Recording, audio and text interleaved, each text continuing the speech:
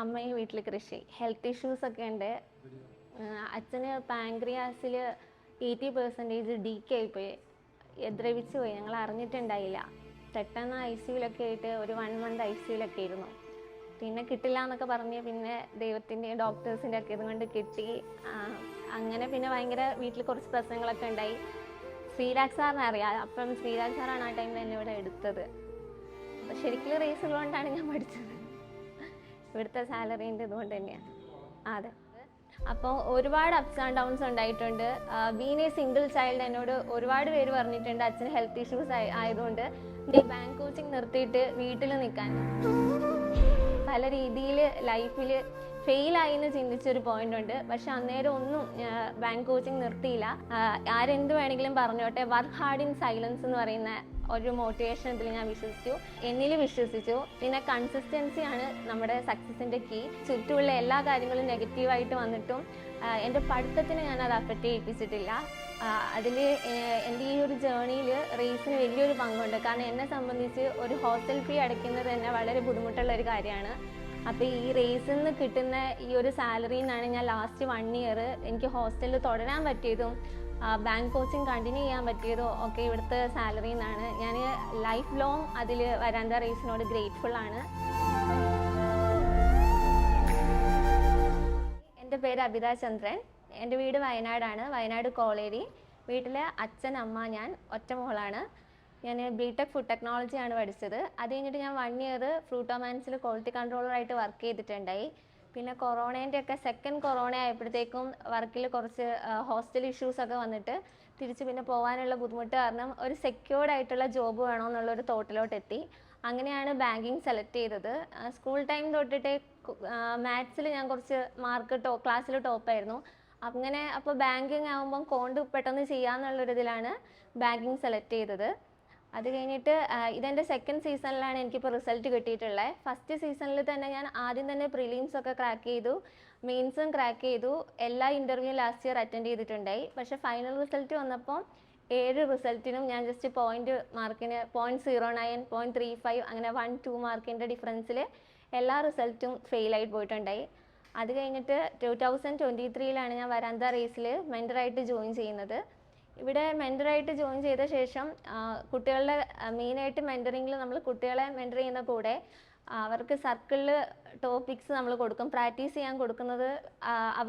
അവരുടെ കൂടെ തന്നെ ഞാനും പഠിക്കുകയാണ് ചെയ്തത്. ഇവിടെ വന്ന് സർക്കിളിൽ ഓരോ ടോപ്പിക്സും കുട്ടികളെ കൊണ്ട് ചെയ്യുമ്പോൾ എൻ്റെയും കോണ്ടിൻ്റെ സ്പീഡ് കൂടുകയായിരുന്നു ചെയ്തത്. അതുപോലെ തന്നെ മൾട്ടിപ്ലിക്കേഷൻ ടേബിള്, പിന്നെ കോണ്ടിൽ ഓരോ ടോപ്പിക്സും കുറച്ചും കൂടി എനിക്ക് സ്ട്രോങ് ആക്കാൻ പറ്റി. അതുപോലെ വീക്കായിട്ടുള്ള ടോപ്പിക്ക് എനിക്ക് ഇംഗ്ലീഷ് ആയിരുന്നു. അപ്പോൾ കുട്ടികളെ പഠിപ്പിക്കുന്ന കൂടെ എൻ്റെ ഇംഗ്ലീഷും അവിടെ ഇമ്പ്രൂവ് ആവുകയാണ് ചെയ്തത്. ഞാൻ വീക്കായിട്ടുള്ള ഇംഗ്ലീഷ് എനിക്ക് ഇവിടെ ഇമ്പ്രൂവ് ചെയ്യാൻ സാധിച്ചു. റൂൾസൊക്കെ കുട്ടികളെ പഠിപ്പിക്കുന്ന കൂടെ എനിക്കും അത് പഠിക്കാനും അതുപോലെ അവരുടെ കൂടെ തന്നെ പ്രാക്ടീസ് ചെയ്യാനും ഒരുപാട് സഹായമായിട്ടുണ്ട്.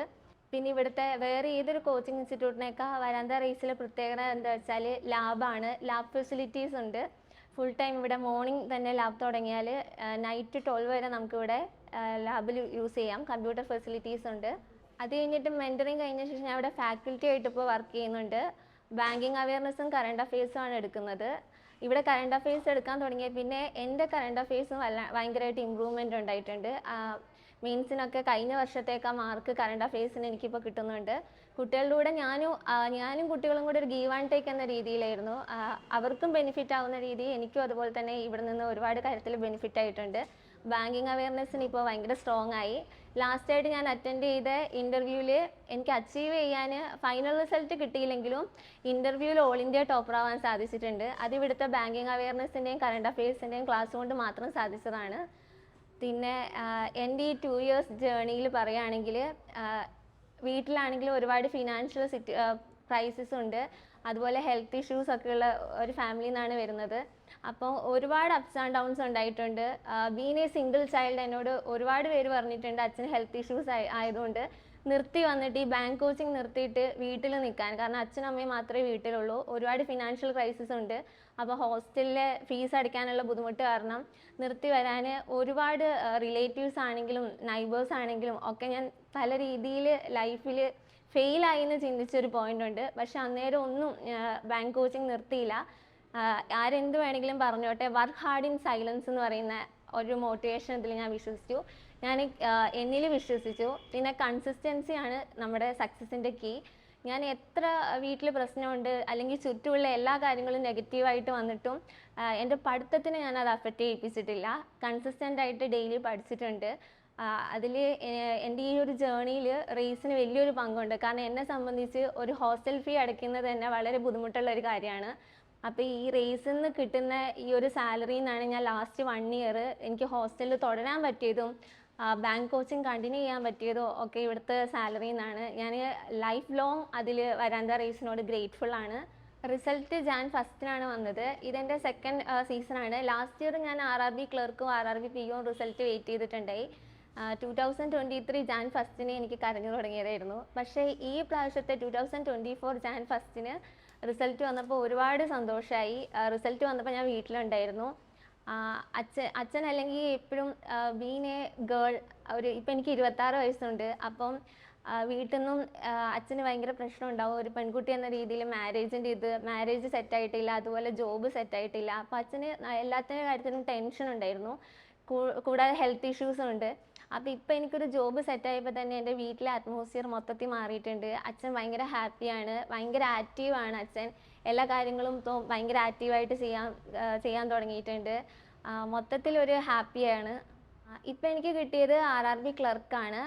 പക്ഷേ RRB ക്ലർക്ക് എൻ്റെ ഒരു ഡ്രീം പോസ്റ്റ് ആയിരുന്നില്ല. എൻ്റെ ഞാൻ ഇവിടെ ബാങ്ക് കോച്ചിങ്ങിന് വന്നപ്പം RRB PO ആയിരുന്നു ടാർഗറ്റ് ചെയ്തിട്ടുണ്ടായേ. ലാസ്റ്റ് ഇയർ എനിക്ക് RRB PO 0.09 മിസ് ചെയ്തത്. പക്ഷേ ഈ വർഷം മെയിൻസ് ജസ്റ്റ് മിസ്സായിപ്പോയി. പിന്നെ അത് കഴിഞ്ഞിട്ട് ഈ വർഷം എനിക്ക് LIC AAOൻ്റെ ഒരു ഇൻ്റർവ്യൂ അറ്റൻഡ് ചെയ്യാനുള്ള ഒരു ഓപ്പർച്യൂണിറ്റി കിട്ടി. അത് കേരളത്തിൽ നിന്ന് തന്നെ ആകെ 7 പേർക്കേ കിട്ടിയിട്ടുണ്ടായിരുന്നുള്ളൂ. അതിലൊരാളാണ് ഞാൻ. അതിൽ തന്നെ ഓൾ ഇന്ത്യയിൽ ഇൻ്റർവ്യൂ ടോപ്പറുമാണ്. പക്ഷേ മെയിൻസിന് മാർക്ക് കുറഞ്ഞതുകൊണ്ട് കിട്ടിയില്ല. അപ്പോൾ ഇനി ഇതുപോലുള്ള അഡ്മിനിസ്ട്രേറ്റീവ് ഓഫീസർ പോസ്റ്റ് വിളിക്കുമ്പം അത് എഴുതിയെടുക്കണം. അതുപോലെ RBIക്കും ട്രൈ ചെയ്യണം. ഇതാണ് എൻ്റെ ഡ്രീം പോസ്റ്റ്. പിന്നെ ഇതിൽ തന്നെ ഒതുങ്ങില്ലെന്നൊരാഗ്രഹമുണ്ട്. ബാങ്കിങ്ങിലോട്ട് മാത്രമല്ലാതെ ഞാൻ ഒരുപാട് ഫിനാൻഷ്യൽ ക്രൈസിസ് അനുഭവിച്ച് വന്നതാണ്. ഈവൻ എൻ്റെ +1 +2 ഞാൻ CBSE സ്കൂളിലാണ് പഠിച്ചത്, ഭാരതീയ വിദ്യാഭവനിൽ. അപ്പം ഞാൻ 10th വരെ സ്കൂളിൽ ഒരു ടോപ്പറല്ലായിരുന്നു, പക്ഷെ ഒരു എബോവ് ആവറേജിലുള്ള കുട്ടിയായിരുന്നു. പിന്നെ ഒരു ഭയങ്കര ഡിസിപ്ലിൻഡ് ആയിട്ടുള്ള ഒരു ചൈൽഡായിരുന്നു. അപ്പം +1 +2 അവിടെ പഠിക്കാനുള്ള ഫിനാൻസ് വീട്ടിൽ നിന്ന് ഇല്ലാത്തതുകൊണ്ട് വേറെ സ്കൂളിലോട്ട് മാറാൻ വേണ്ടി നോക്കിയപ്പം എന്നെ അവിടെ പഠിപ്പിച്ചത് എൻ്റെ പ്രിൻസിപ്പളാണ് +1 +2. സോ ത്രൂ ഔട്ട് മൈ കരിയറിൽ നോക്കുകയാണെങ്കിൽ എന്നെ ഒരുപാട് പേര് ഹെൽപ്പ് ചെയ്തിട്ടുണ്ട്. +1 +2 ആണെങ്കിൽ ഭവൻസിൽ ഫ്രീ ആയിട്ട് പഠിച്ച കുട്ടിയാണ് ഞാൻ. പിന്നെ എൻ്റെ പ്രിൻസിപ്പളിന് നിർബന്ധം ഉണ്ടായിരുന്നു ഇതാരും അറിയില്ല. കാരണം അത് എനിക്ക് ഭവൻസ് എന്നൊക്കെ പറയുമ്പോൾ ഒരുപാട് റിച്ച് ആയിട്ടുള്ള കുട്ടികൾ പഠിക്കുന്ന ഒരു സ്കൂളാണ്. അപ്പോൾ അത് എനിക്ക് ആ കുട്ടികളുടെ മുമ്പിൽ ഒരു വാല്യൂ ഇല്ലാണ്ടാവില്ല എന്നുള്ളതിൽ അതാകെ ഒരു ഓഫീസ് സ്റ്റാഫും പ്രിൻസിപ്പളും പിന്നെ എനിക്ക് മാത്രമേ അറിയുള്ളായിരുന്നു. അങ്ങനെ അവിടുന്ന് തുടങ്ങിയ എൻ്റെ ജേർണിയിൽ ഒരുപാട് പേര് എന്നെ ഹെൽപ്പ് ചെയ്തിട്ടുണ്ട്. ഇപ്പം ഈ ബാങ്ക് കോച്ചിങ്ങിലാണെങ്കിൽ ഇവിടെ റേസിൽ വന്നിട്ട് മെൻറ്ററായി, ഫാക്കൽറ്റി ആയി. ഇവിടുത്തെ സാലറിയിൽ നിന്നാണ് എനിക്ക് ഹോസ്റ്റൽ ഫീസ് അടയ്ക്കാനും വീട്ടിലോട്ടൊരു ചെറിയ എമൗണ്ട് കൊടുക്കാനും പറ്റിയത്. അതുപോലെ തന്നെ എനിക്ക് ഒരുപാട് ഫ്രണ്ട്സ് എന്നെ ഹെൽപ്പ് ചെയ്തിട്ടുണ്ട്. എക്സാം ഫീ ഒക്കെ അടയ്ക്കാൻ കാശില്ലാണ്ട് വരുമ്പം ഒരുപാട് ഫ്രണ്ട്സ് എനിക്ക് കാശ് തന്ന് സഹായിച്ചിട്ടുണ്ട്. അപ്പം അങ്ങനെ വന്നൊരു ഞാൻ എനിക്കിതുപോലെ ഏതെങ്കിലുമൊക്കെ കുട്ടികളെ ഒരു ഫിനാൻഷ്യലി ഒരു സെക്യൂർഡ് ആവുമ്പം ഇതുപോലെ കുട്ടികളെ പഠിപ്പിക്കണമെന്നും ഒരുപാട് പേർക്ക് നമ്മൾ ഒരു വെളിച്ചമാവണമെന്നും ഭയങ്കര ആഗ്രഹമുണ്ട്.